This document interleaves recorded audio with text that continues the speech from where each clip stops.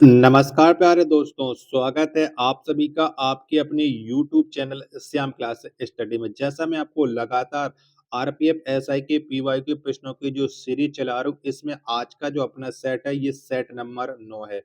और आज का जो पेपर है वो 6 जनवरी 2019 की तृतीय पाली का पेपर है जो आपको कराने वाला हूँ। तो इस वीडियो को आपको शुरू से लेकर के एंड तक फुल वॉच करना है और आपको 50 जीके जीएस के प्रश्न कराऊंगा। उसमें से आप कितने प्रश्न सही कर पाते हैं, कमेंट बॉक्स में आपको अपना स्कोर है ज़रूर बताना। लगातार अगर आपको आरपीएफ एसआई में अच्छा स्कोर करना है तो प्रीवियस ईयर के प्रश्न आपके लिए सबसे ज़्यादा ज़रूरी है। तो फिर चलिए शुरू करते हैं, बिना टाइम वेस्ट करे आपके लिए। तो पहला प्रश्न है आपके सामने कि कैग किन खातों का लेखा परीक्षण करता है? तो कैग किन का करता है ये आपको बताना है। तो कैग करता है केंद्र सरकार, राज्य सरकार और वित्त सहायता प्राप्त अन्य सरकारी संस्थाओं का करता है। एक का चौथा ऑप्शन राइट आंसर है हो जाएगा। दूसरा प्रश्न आ जाता है आपके सामने कि विश्व प्रसिद्ध चार मीनार डॉट डॉट में स्थित है। तो कहाँ पर है ये चार मीनार? तो चार मीनार ये हैदराबाद में स्थित है। दो का तीसरा ऑप्शन देने वाले सभी लोगों का राइट आंसर हो जाएगा। तीसरा प्रश्न आ जाता है आपके सामने कंपाउंड माइक्रोस्कोप का कौन सा लेंस वास्तविक उल्टा और बड़ा प्रतिबिंब बनाता है? तो ये कौन सा बनाता है? तो ये ऑब्जेक्टिव बनाता है। तीन का पहला ऑप्शन करेक्ट आंसर है हो जाएगा। पांचवा प्रश्न है कि प्रसिद्ध कृषि आंदोलन तेभागा किस प्रांत में हुआ था? तो ये कहाँ पर हुआ था? तो तेभागा ये बंगाल में हुआ था। चार का पहला ऑप्शन राइट आंसर है हो जाएगा। छठवां प्रश्न आ जाता है कि निम्नलिखित शहरों में से कौन सा उत्तर पूर्व भारत का प्रवेश द्वार कहा जाता है? तो कौन कहा जाता है? तो उत्तर पूर्व भारत का जो प्रवेश द्वार कहा जाता है ये गुवाहाटी कहा जाता है। पांच का तीसरा ऑप्शन राइट आंसर है हो जाएगा। छठवां प्रश्न आ जाता है कि दिए गए विकल्पों में से कौन शीतकालीन ओलंपिक खेलों की श्रेणी के अंतर्गत आता है? तो कौन आता है? तो ये शॉर्ट ट्रैक आता है। छठवां का तीसरा ऑप्शन राइट आंसर है हो जाएगा।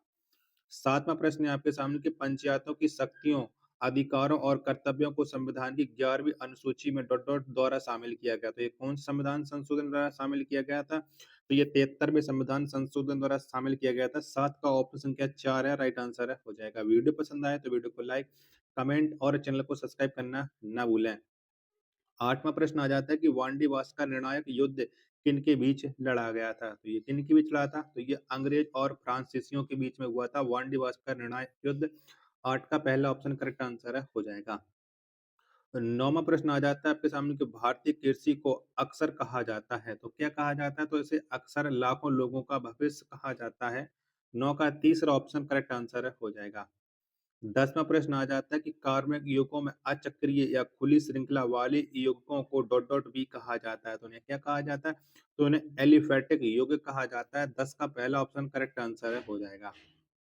11वां प्रश्न आ जाता है कि इनमें से क्या केवल पौधों में पाया जाता है? तो क्या पाया जाता है? इनमें से केवल कोश का भित्ति है, ये पौधों में पाई जाती है। 11 का ऑप्शन संख्या चार है वो राइट आंसर हो जाएगा। 12वां प्रश्न है कि निम्नलिखित में से कौन सी नदी गंगा की सहायक नदी है? तो बताओ इनमें से कौन सी है? तो इनमें से जो गंडक है ये गंगा की सहायक नदी है, बाकी कोई भी नदी है वो गंगा की सहायक नदी नहीं है। 12 का पहला ऑप्शन राइट आंसर हो जाएगा। 13वां प्रश्न क्योटो प्रोटोकॉल का उद्देश्य है। तो इसका क्या उद्देश्य है? तो क्योटो प्रोटोकॉल का जो उद्देश्य है वो ग्रीन हाउस गैस उत्सर्जन को कम करना है। 13 का दूसरा ऑप्शन है वो राइट आंसर हो जाएगा। 14वां प्रश्न है आपके सामने कि राष्ट्रीय राजमार्ग एक दिल्ली से डॉट डॉट तक जाता है। तो ये कहाँ तक जाता है? तो ये दिल्ली से जाता है, अमृतसर तक है। 14 का चौथा ऑप्शन राइट आंसर है हो जाएगा। 15वां प्रश्न है आपके सामने केंद्र और राज्यों के संबंधों के निर्धारण के लिए बने दूसरे आयोग की अध्यक्षता किसने की? तो ये अध्यक्षता किसने की थी ये आपको बताना है। चारों ऑप्शन आपकी स्क्रीन पर शो हो रहे हैं। तो इसकी जो अध्यक्षता है वो एम पुंछी ने की थी। 15 का पहला ऑप्शन करेक्ट आंसर है हो जाएगा। 16वां प्रश्न आ जाता है आपके सामने कि मैडन ओवर किस खेल से संबंधित है? तो मैडन ओवर इसका जो संबंध है वो आपका क्रिकेट से है। 16 का दूसरा ऑप्शन करेक्ट आंसर है हो जाएगा। 17वां प्रश्न है आपके सामने कि निम्नलिखित व्यक्तियों में से कौन दौड़ प्रतियोगिता से नहीं जुड़ा है? तो इनमें से कौन नहीं जुड़े हैं? तो पंकज आडवाणी का संबंध दौड़ प्रतियोगिता से नहीं है। 17 का तीसरा ऑप्शन राइट आंसर है हो जाएगा। 18वां प्रश्न है आपके सामने कि काम करने अथवा ऊर्जा स्थानांतरण दर को क्या कहा जाता है? तो इसे क्या कहते हैं? तो इसे शक्ति कहा जाता है। 18 का तीसरा ऑप्शन राइट आंसर है हो जाएगा। 19वां प्रश्न है कि विद्युत और चुंबकीय क्षेत्र द्वारा त्वरण के अंतर्गत विद्युत आवेशित कणों को डॉट डॉट के रूप में प्रेषित किया जाता है। तो इसे किसके रूप में प्रेषित किया जाता है? तो इसे विद्युत चुम्बकीय विकिरण के रूप में प्रेषित किया जाता है। 19 का दूसरा ऑप्शन करेक्ट आंसर है, हो जाएगा। 20वां प्रश्न आ जाता है कि राज्य के नीति निर्देशक सिद्धांतों में संशोधन निम्नलिखित में से किस बहुमत के आधार पर किया जाता है?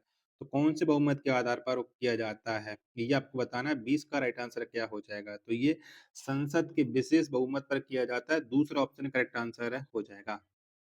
21वां प्रश्न आ जाता है, किसी पदार्थ के अपने दर्पण प्रतिबिंब पर अति संवेदनशील ना होने का गुण क्या कहलाता है? तो ये गुण क्या कहलाता है? तो ये चिरैलिटी कहलाता है। यानी 21 का तीसरा ऑप्शन करेक्ट आंसर है, हो जाएगा। वीडियो पसंद आया तो वीडियो को लाइक जरूर करना और ज्यादा से ज्यादा चैनल का आप लोग सपोर्ट कीजिएगा। चलिएगा, अगला प्रश्न प्रश्न संख्या आपके सामने 22 आ जाती है कि ब्रीडिंग की वह कौन सी प्रक्रिया है जिसके द्वारा उच्च विटामिन अथवा प्रोटीन और अत्यधिक वसा वाली फसलें उगाई जाती हैं? तो ये कौन सी प्रक्रिया है? तो जितने भी लोग बता रहे हैं 22 का बायो फोर्टिफिकेशन, तीसरा ऑप्शन करेक्ट आंसर हो जाएगा 22 का। 23वां प्रश्न है आपके सामने कि राज्य मंत्रियों की शपथ या प्रतिज्ञान संविधान की किस अनुसूची के अंतर्गत आता है? तो ये संविधान की तीसरी अनुसूची के अंतर्गत आता है। 30 का चौथा ऑप्शन राइट आंसर है, हो जाएगा। 25वां प्रश्न कि हाइड्रोलिक तनाव और उससे संबंधित आयनिक तनाव के अनुपात को डॉट डॉट कहा जाता है। तो इसे क्या कहा जाता है? तो इसे कहा जाता है आयतन प्रत्यास्थता मापदंड। 24 का दूसरा ऑप्शन करेक्ट आंसर है, हो जाएगा। 25वां प्रश्न आ जाता है आपके सामने कि अनुसूचित क्षेत्रों के संबंध में संसदीय कानून बनाने का अधिकार निम्नलिखित में से किसके पास होता है? तो ये जो अधिकार है वो राज्यपाल के पास होता है। 25 का तीसरा ऑप्शन करेक्ट आंसर है, हो जाएगा। चलिएगा, 26वां प्रश्न है कि निम्नलिखित में से किसने सिखों को एक सैन्य संप्रदाय में बदल दिया? तो किसने बदल दिया था? तो ये गुरु गोविंद सिंह ने बदल दिया था। 26 का तीसरा ऑप्शन है वो करेक्ट आंसर है, हो जाएगा। चलिएगा, अगला प्रश्न प्रश्न संख्या 27 है आपके सामने कि वे जानवर जिनकी कोशिकाएं बाह्य और आंतरिक झिल्ली के बीच भ्रूण परत में व्यवस्थित रहती हैं कहलाती हैं? तो ये क्या कहलाती हैं? 27 का आंसर, तो ये डाइप्लोब्लास्टिक जानवर। 27 का दूसरा ऑप्शन राइट आंसर हो जाएगा। 28वां प्रश्न है कि निम्नलिखित में से किसने मणिपुरी नृत्य को शांति निकेतन में प्रदर्शन कर उसे उसकी ख्याति वापस दिलाई? तो ये किसने दिलाई थी? ये आपको बताना है। तो ये ख्याति दिलाई थी रविंद्रनाथ टैगोर ने। किसने? रविंद्रनाथ टैगोर ने। तीसरा ऑप्शन करेक्ट आंसर है, हो जाएगा 28 का। 29वां प्रश्न आ जाता है कि 2011 की जनगणना के अनुसार भारत में साक्षरता दर डॉट डॉट है, तो कितनी है? तो ये साक्षरता दर 74% है। 29 का चौथा ऑप्शन करेक्ट आंसर है, हो जाएगा। चलिएगा, नेक्स्ट 30वां प्रश्न है आपके सामने कि अर्थशास्त्र वह विज्ञान है जिसके अंतर्गत मानव व्यवहार का विकल्प के रूप में प्रयोग किए जाने वाले परिणाम और अपर्याप्त आय के अंत संबंध के रूप में अध्ययन किया जाता है। यह कथन किसका है? तो ये कथन किसका है? तो ये रॉबिन्स का कथन है। 30 का तीसरा ऑप्शन करेक्ट आंसर है, हो जाएगा। 31वां प्रश्न आ जाता है आपके सामने कि एकीकृत ऊर्जा नीति के अनुसार बिजली की मांग 8 लाख मेगावाट कब तक होने की संभावना है? तो ये कब तक होने की संभावना है? तो ये जो संभावना है वो आपकी 2031-32 तक है। 31 का तीसरा ऑप्शन है वो राइट आंसर है, हो जाएगा। 32वां प्रश्न आ जाता है आपके सामने कि पनामा नहर जोड़ती है, तो पनामा नहर किसको किससे जोड़ती है? ये आपको बताना है। 32 का राइट आंसर क्या हो जाएगा? तो ये अटलांटिक महासागर के साथ प्रशांत महासागर को जोड़ती है। दूसरा ऑप्शन वो करेक्ट आंसर हो जाएगा 32 का। चलिएगा, 33वां प्रश्न है आपके सामने कि जम्मू कश्मीर के स्थानीय निवासियों को स्थायी आवास प्रदान करने का अधिकार किसके पास होता है? तो ये जो अधिकार है वो प्राप्त होता है राज्य विधानमंडल के पास। 33 का पहला ऑप्शन करेक्ट आंसर हो जाएगा। 34वां प्रश्न है कि यूरोप के किस देश में बंदरगाह नहीं है? तो यूरोप के स्विट्जरलैंड में एक भी बंदरगाह नहीं है। 34 का दूसरा ऑप्शन राइट आंसर हो जाएगा। 35वां प्रश्न आ जाता है कि इनमें से कौन सी झील लद्दाख में पाई जाती है? तो कौन सी झील है जो लद्दाख में पाई जाती है? 35 का आंसर आपको बताना है। तो ये सो मोरिरी झील है, ये लद्दाख में पाई जाती है। 35 का पहला ऑप्शन करेक्ट आंसर हो जाएगा। 36वां प्रश्न है आपके सामने कि निम्नलिखित में से जेमू ग्लेशियर किस राज्य में पाया जाता है? तो ये कौन से राज्य में मिलता है? ये आपको बताना है। ऑप्शन आपकी स्क्रीन पर है, सो रहे हैं। 36 का राइट आंसर क्या हो जाएगा? तो ये सिक्किम राज्य में पाया जाता है। दूसरा ऑप्शन करेक्ट आंसर है, हो जाएगा। 37वां प्रश्न है कि निम्नलिखित सॉरी 37वां प्रश्न है कि श्रीलंका में जातीय संघर्ष में मध्यस्थता के लिए प्रसिद्ध भारत और श्रीलंका समझौते पर हस्ताक्षर किए गए। तो ये हस्ताक्षर है 1987 में किए गए थे। 37 का तीसरा ऑप्शन राइट आंसर है हो जाएगा। वीडियो पसंद आ रही होगी तो प्लीज वीडियो को लाइक करें, चैनल को सब्सक्राइब नहीं कर रखा होगा, चैनल को आप लोग जरूर सब्सक्राइब कर लीजिएगा, प्लीज सपोर्ट कीजिएगा। 38वां प्रश्न है कि पानीपत की तीसरी लड़ाई में मराठाओं को किसने हराया? तो मराठाओं को अहमद शाह अब्दाली ने हराया था। 38 का ऑप्शन क्या 4 राइट आंसर है हो जाएगा। 39वां प्रश्न की संसद के दोनों सदनों की संयुक्त बैठक का प्रावधान किस संविधान से लिया गया है? तो ये जो प्रावधान लिया गया है वो आपको ऑस्ट्रेलियन संविधान से लिया गया है। यानी 39 का तीसरा ऑप्शन देने वाले सभी लोगों का करेक्ट आंसर है हो जाएगा।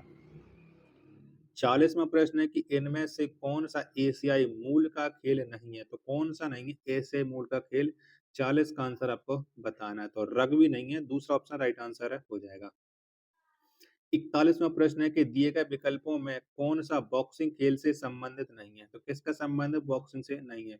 तो बर्डी इसका संबंध नहीं है। 41 का दूसरा ऑप्शन राइट आंसर हो जाएगा।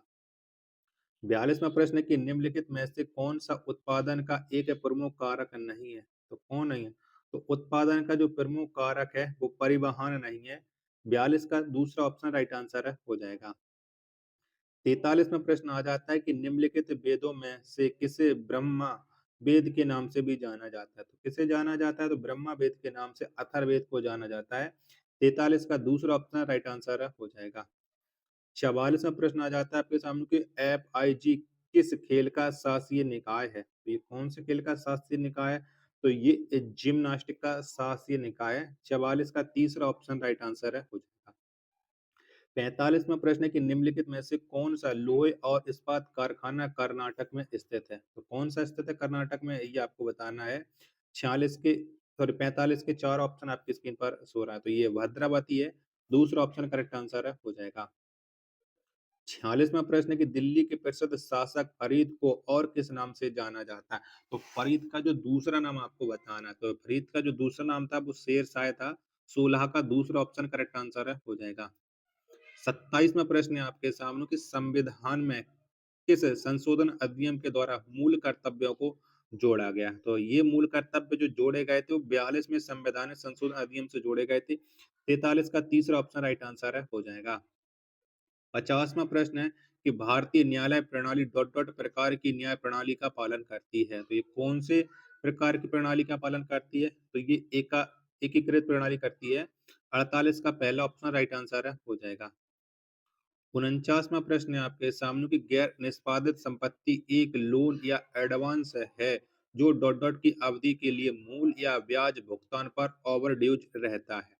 तो ये कितने दिन तक के लिए रहता है? तो ये 90 दिन तक। कितने?